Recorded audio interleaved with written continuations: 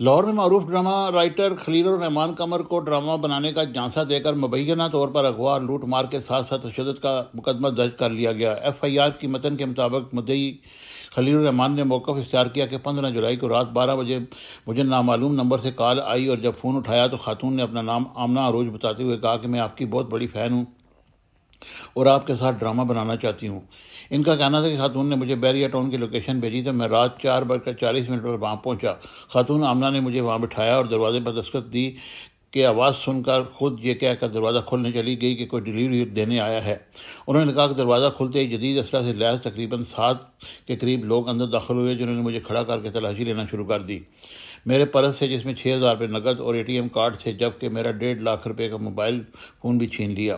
F I R میں معروف drama writer نے موقف اپنایا کہ ان افراد نے مجھے زدوکوب کیا اور مجھے ATM لے جا کر گن پوائنٹ پر پاسورڈ پوچھا اور اس میں 2,67,000 روپے نکلوا لیے اور کہا کہ تمہیں مارنے کا حکم ہے۔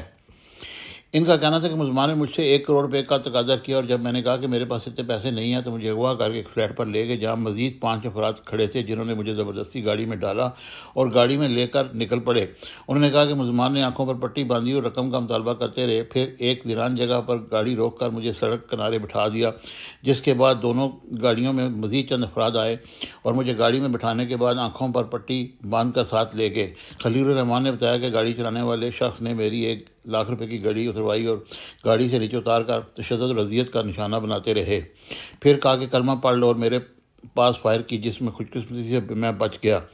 انہوں نے کہا کہ رقم کے تقاضے پر ان سے کہا کہ میرے پاس اتنی رقم نہیں ہے۔ ان کا کہنا تھا کہ میں سامنے آنے پر ان شخص کو پہچان سکتا ہوں اور مطالبہ کیا کہ ان افراد کے میرا سامان واپس لیا جائے۔ Subscribe my channel Business Times News for latest political, national, international news. Don't forget to subscribe Business Times News.